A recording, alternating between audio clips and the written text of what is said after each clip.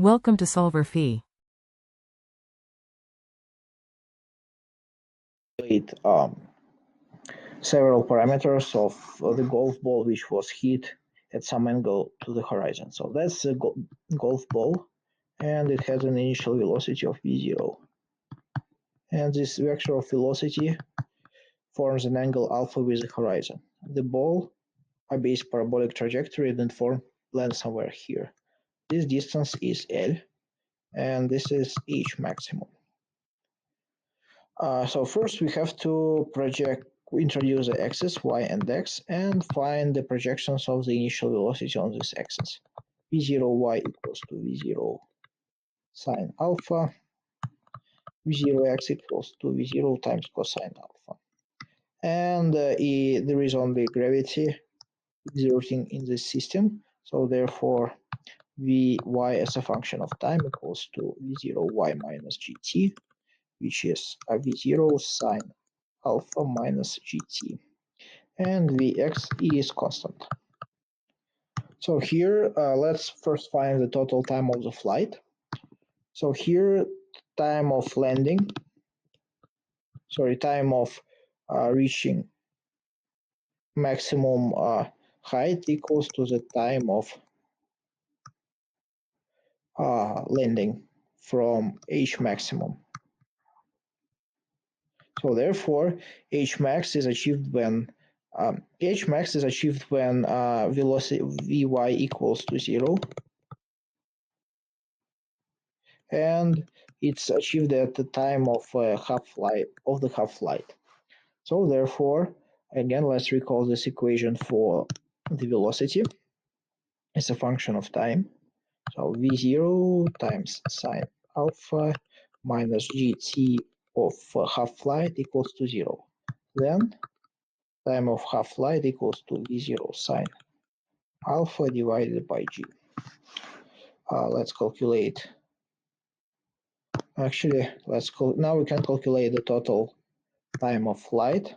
It equals to 2 half times, or 2 v0 sine alpha over g, which is 2 over 10 meters second squared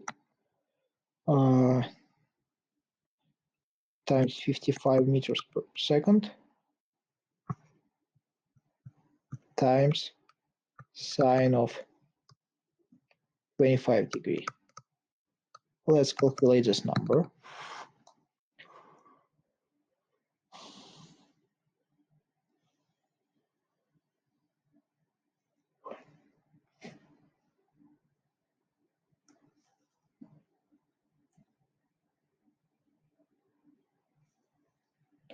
It equals to 4.65 seconds. Or if we round it to 2 decimals, it's roughly 4.7 seconds.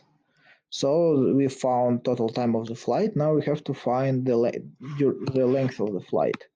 The length of the flight equals to v0x, or vx times time of flight, which is v0x times time of the flight, or v0 cosine alpha times time of the flight, which is 55 meters per second times cosine of 25 degree times 4.65 seconds.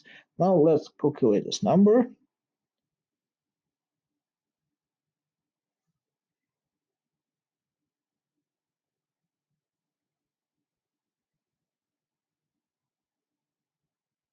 It equals to 231.7 meters, or 232 meters.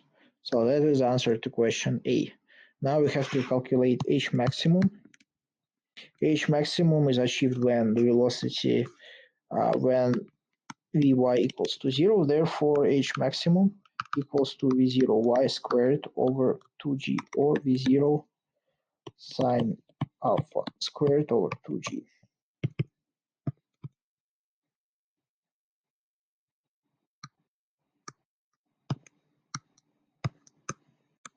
Now we can calculate this number.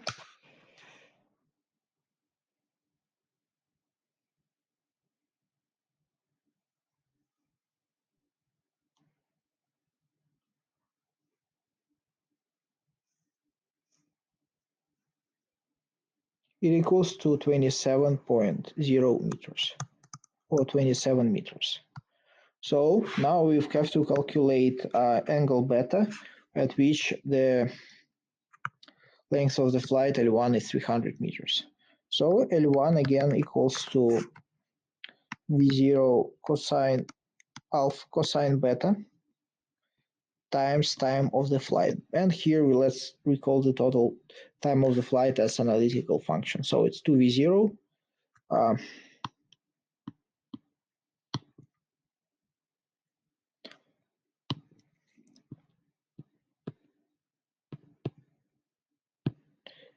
2V0 sine beta divided by G. Therefore, the length of the flight equals to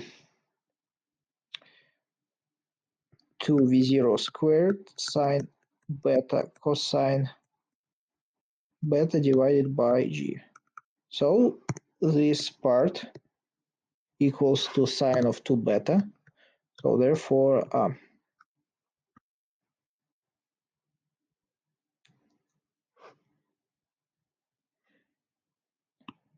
V0 squared over G times sine of 2 beta equals to this L1. So then sine, we can calculate sine of 2 beta.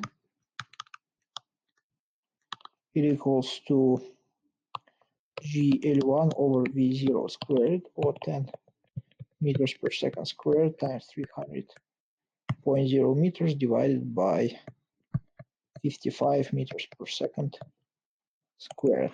Now let's calculate this number.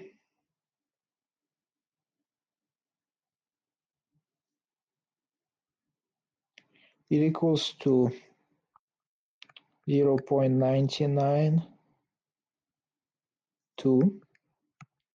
Therefore, 2 beta equals to a sine of this number. So which is 82.6 degree. Therefore, beta equals to 41.3 degree. So that's the solution of this problem. I hope I helped you. Thank you very much for your attention. Bye.